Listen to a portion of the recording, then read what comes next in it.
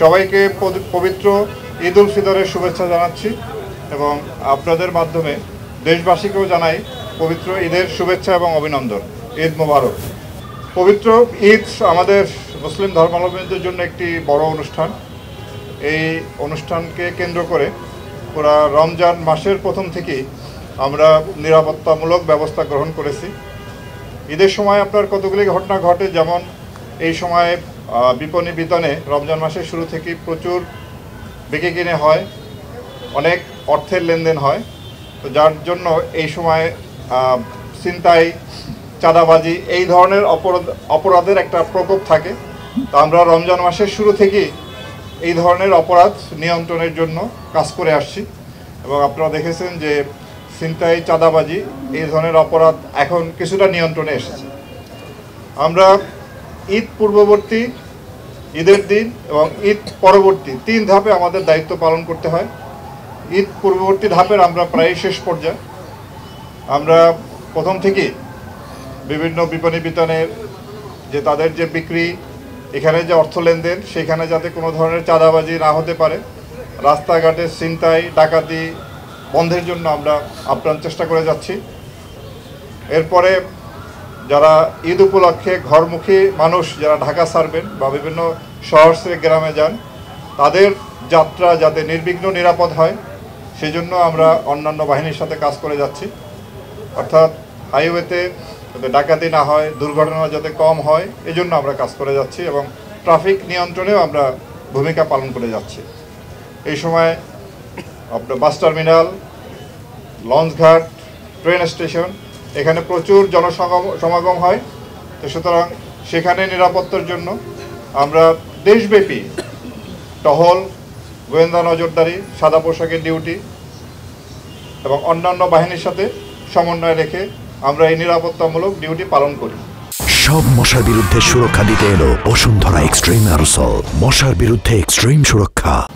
এরপরে ঈদের দিন আমাদের এই কেন্দ্রীয় ঈদগাহ সহ সারা দেশে অনেক বড় বড় ঈদের জামাত হবে এবং সেখানে বিপুল সংখ্যক মুসল্লি সমাগম হবে। তো আমরা এই কেন্দ্রীয় ঈদগাহ সহ সারা বাংলাদেশের যত বড় বড় ঈদগাহ আছে, এটি আপনার বিভাগীয় শহর, জেলা পর্যায়ে এবং উপজেলা পর্যায়েও আমাদের নিরাপত্তা বলয় থাকবে, যাতে নিরাপত্তার সাথে মুসল্লিরা ঈদের জামাতে ঈদের নামাজ আদায় করতে পারেন। ঈদের দিন সহ এরপরে ছুটির বেশ কয়েকদিন আপনার বিভিন্ন যে আমাদের টুরিস্ট স্পট আছে, বিনোদন কেন্দ্র আছে, সেখানেও মানুষের ভিড় হবে।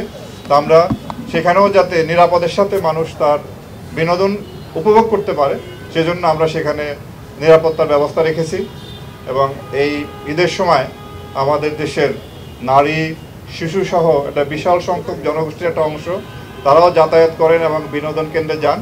তো আমরা সেদিকেও নজর রাখছি যাতে কোনো রকম কোনো ইভটিজিং বা যৌন হয়রানি বা এই ধরনের যে অপরাধমূলক কর্মকাণ্ড যাতে না ঘটতে পারে সেজন্য আমরা সতর্ক দৃষ্টি রাখছি।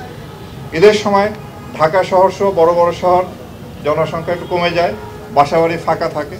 এই ফাঁকা বাসাবাড়িতে যাতে কোনো প্রকার চুরি বা দস্যুতা ঘটতে না পারে সেজন্য আমরা সজাগ দৃষ্টি রাখছি এবং এখানেও নিরাপত্তামূলক ব্যবস্থা গ্রহণ করছি আমরা।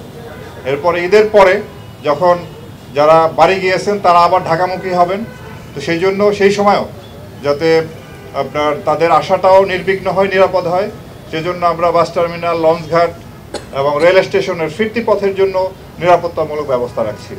আমরা সব কিছু মিলিয়ে এই সময়টায় যাতে আরও অন্যান্য কিছু অপরাধ হয়, যেমন মলম পার্টি, অজ্ঞান পার্টি, জাল টাকা, মাদকের অপব্যবহার, এগুলোও যাতে বিস্তার করতে না পারে এজন্য আমরা আমাদের সতর্ক দৃষ্টি সেখানে আমরা রাখছি।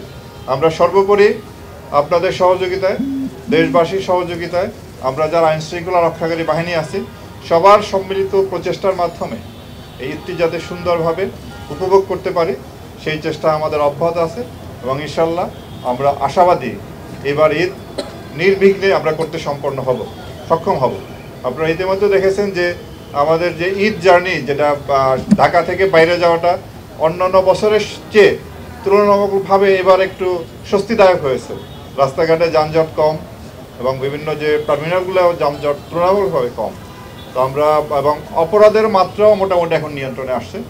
বাকি সময়টুকু আমাদের ভালোভাবে কাটুক এই আশাবাদ ব্যক্ত করি এবং আপনাদের সবাইকে এবং আপনাদের মাধ্যমে পুরো দেশবাসীকে আবারও ঈদের অগ্রিম শুভেচ্ছা। ঈদ মোবারক।